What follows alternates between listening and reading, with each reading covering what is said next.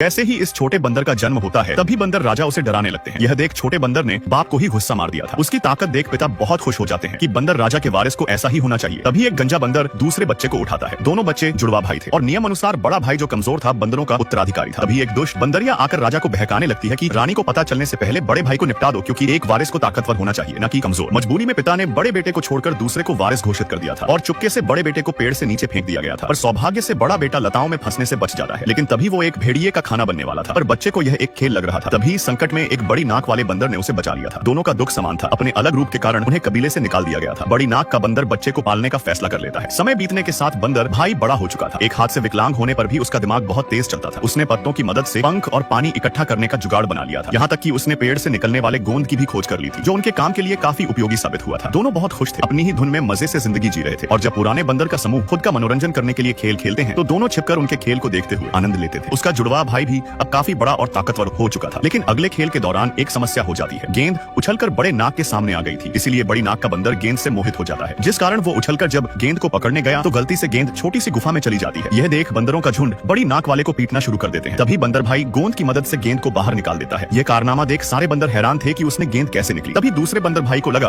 कि वो समूह के बीच चर्चा का केंद्र बन रहा है, इसलिए वो कमजोर बंदर को डाली समेत ही उठा लेता है और बताता है कि भले ही यह खेल का मैदान है पर मैं इस इलाके का मालिक हूँ। उसी समय गंजे बंदर कुछ नोटिस किया कि दोनों बंदरों के पैरों की उंगलियां एक जैसी थी। यह देख गंजा बंदर और दुष्ट बंदरिया समझ चुके थे कि यह वही बीमार बंदर है जिसको उन्होंने फेंक दिया था। तभी उसके भाई ने उसे एक तरफ फेंक दिया था क्योंकि वो खेल जारी रखना चाहता था, पर गेंद उसके हाथ से ही चिपक जाती है क्योंकि उस पर गोंद लगा था। उसे उतारने के लिए बंदरों का पूरा समूह मदद के लिए आगे आता है और कई चक्कर काटने के बाद एक बंदर गेंद के साथ उछलकर सीधा ऊपर आ जाता है और गेंद उसके हाथों से छूटकर सरदार के सिर पर गिर जाती है। और जब गंजा बंदर जोर से गेंद को खींचता है तो उसने सरदार को ही गंजा कर दिया था। उसी समय चुड़ैल बंदरिया राजा के छोटे बेटे को बताती है कि उन्हें बड़े बेटे को रास्ते से हटाना होगा वरना सिंहासन उसको दे दिया जाएगा। इसलिए वो एक जाल बुनते हैं। बंदर भाई को सरदार के पास लाया जाता है। सबने यही सोचा था कि सरदार उसे उसकी हरकतों के लिए दोषी ठहराएंगे, लेकिन बंदर भाई पेड़ की कुछ टहनी तोड़कर सरदार के लिए पत्तों का एक ताज बना देता है। बंदरों का झुंड इस अजीब दृश्य को देख हैरान हो गए थे। तभी छोटा बेटा चुड़ैल को इशारा करता है और चुड़ैल छिपकर जादू करने लगती है। दूसरी तरफ बंदर भाई पत्ते में पानी डालकर एक दर्पण बना देता है जिसमें सरदार ने पहली बार अपना शानदार चेहरा देखा था। यह देख सारे बंदर बहुत खुश होने लगे थे, यहाँ तक कि बंदर भाई ने बैलों से सरदार के लिए सिंहासन भी बना दिया था। सारे बंदर खुशी से झूम रहे थे। तभी चुड़ैल बंदरिया मधुमक्खियों के झुंड को बाहर भेजती है, जिससे बचते समय बंदर भाई ने गलती से सरदार को नीचे पटक दिया था। इस बंदर ने पहली बार धरती पर कदम रखा था, क्योंकि इससे पहले बंदर जाति केवल पेड़ पर ही अपना जीवन काटते थे। इस बंदर को झुंड से बाहर निकालकर पेड़ से नीचे फेंक दिया गया था। किस्मत से उसकी हड्डियां मजबूत थी, पर होश आने पर वो अभी भी चक्कर में था। बड़ी नाक वाला बंदर उसे वापस पेड़ पर ले जाना चाहता था, पर बंदर भाई पहली बार धरती पर आकर अपने कदमों को रोक नहीं पाता। उसने जब अपना सिर ऊपर उठाया तो उसके सामने दो लंबे शुतुरमुर्ग खड़े थे। बंदर भाई शुतुरमुर्ग के मुंह से फल पाने के लिए खड़ा होने की कोशिश करता है और कई संघर्षों के बाद वो अपने पैरों पर खड़ा होना सीख गया था। उसके बाद वो दुनिया की सुंदरता को देख सुन पड़ चुका था। तभी उसकी नजर दूर से आते हुए भेड़ियों के झुंड पर पड़ती है। बंदर भाई भागने की कोशिश करता है पर वो उल्टा ही भाग पा रहा था, इसलिए वो मुड़कर दौड़ने लगता है। उसकी उल्टा दौड़ने की गति शुतुरमुर्ग के बराबर पहुंच चुकी थी, लेकिन जब उसकी नजर शुतुरमुर्ग के पैरों पर पड़ती है तो बंदर जल्दी सीधा दौड़ना सीख जाता है। यह देख बंदरों का समूह बहुत खुश होने लगता है और उसके सामने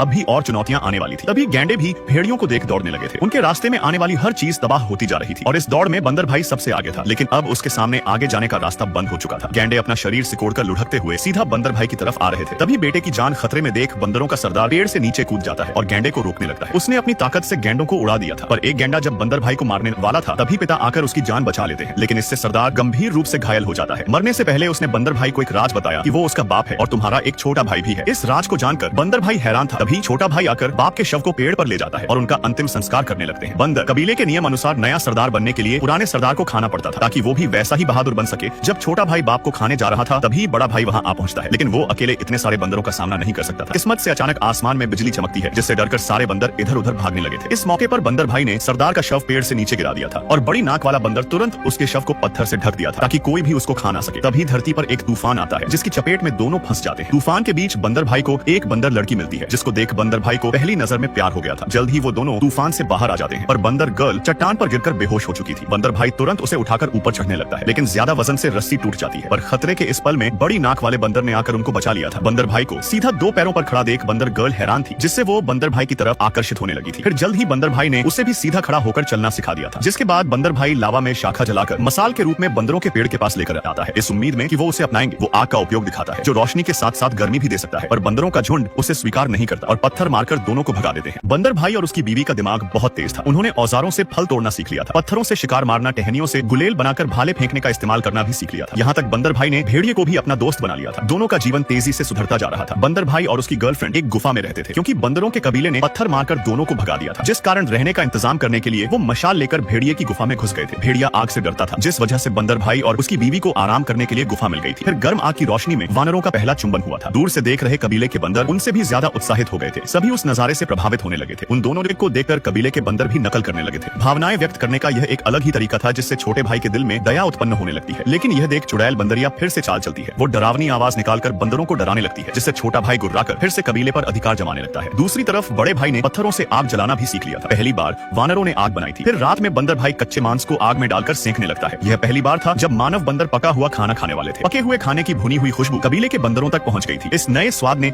उन सबको फिर से उत्तेजित कर दिया था। लेकिन तभी एक भयानक गर्जना फिर से सुनाई देती है, जिससे बंदर फिर से डर जाते हैं। चुड़ैल बंदरिया ने दोबारा चाल चल दी थी, लेकिन इस बार एक जिज्ञासु छोटे बंदर ने पेड़ की गुफा में जाकर चुड़ैल बंदरिया को डरावनी आवाज निकालते देख लिया था। यह राज सबको पता न चल जाए। चुड़ैल बंदरिया उसको मारना चाहती थी, पर तभी उसकी माँ समय पर आकर बचा लेती है। उसके बाद सबको चुड़ैल बंदरिया और सरदार की चाल का पता चल जाता है। अगर ऐसे ही चलता रहा तो सब भूखे मारे जाएंगे। इसलिए वो हिम्मत करके जमीन पर उतर जाते हैं और बड़े बंदर भाई के शरण में आ जाते हैं, जहाँ भुना हुआ मांस और फलों का भंडार था। बंदर भाई ने उन सबको अपना लिया था, पर छोटा भाई और उसकी पत्नी अकेले ही पेड़ पर रहकर पेड़ के रखवाली कर रहे थे। जल्द ही बड़े बंदर भाई की बीवी बच्चे को जन्म देने वाली थी। उसके समूह ने गांव बनाना भी शुरू कर दिया था, जो मानव जैसा बनने की ओर बढ़ रहा था। सब कुछ बहुत अच्छे से चल रहा था, लेकिन इन अच्छी चीजों को देख चुड़ैल बंदरिया का माथा घूम जाता है। वो टिड्डियों को गांव पर हमला करने के लिए बुलाती है, क्योंकि वो उन सबको दुखी देखना चाहती थी। उसके नापाक इरादों से पूरा गांव तबाह हो जाता है, जिससे सारे बंदर क्रोधित हो उठे थे कि यह काम चुड़ैल बंदरिया का ही है। वो मशाल लेकर चुड़ैल और पेड़ की रखवाली करने वाले बंदर से बदला लेने निकल पड़े थे, पर बंदर भाई युद्ध नहीं चाहता था। वो उनको रोकने की कोशिश करता है, पर कुछ बंदर पत्थर और कुल्हाड़ी से पेड़ को काटने लगे थे। तभी छोटा भाई उनसे लड़ने कूद पड़ता है, लेकिन इस लड़ाई में मशाल की आग पेड़ को जला देती है और छोटे भाई को भी दबोच लिया जाता है। आग 1000 साल पुराने पेड़ को पूरी तरह से जलाने वाली थी, पर उस पेड़ पर छोटे भाई की पत्नी फंसी हुई थी। यह देख बड़ा भाई तुरंत भेड़िए की मदद से खुद को ऊपर खींचता है और रानी को बचाने में सफल हो जाता है। लेकिन तभी बड़ा भाई पेड़ की शाखा के नीचे दब गया था। सारे बंदर इधर उधर भाग रहे थे और जब छोटा भाई ने यह देखा तो उसने तुरंत बड़े भाई को बचा लिया था। आग में चुड़ैल बंदरिया को उचित सजा मिल चुकी थी। अपने पुराने घर को राख होता देख छोटा भाई भी अपना मन बदल लेता है। बड़े भाई की मदद से उसने भी 2 पैरों पर खड़ा होना सीख लिया था, जिसके बाद दोनों खुशी से गले लग जाते हैं। दोनों भाई अब एक हो चुके थे, जिसके बाद अब पूरा कबीला नए घर की तलाश में निकल पड़ता है। वो लावा को पार करके चट्टानों पर चढ़ जाते हैं और एक संकरी घाटी से होकर गुजरते हैं। घाटी को पार करते ही चमकती धूप में उन्हें एक स्वर्ग मिल जाता है। इस नई जमीन पर वो मानव विकास को तेज करके अपने कदम छोड़कर चले जाएंगे।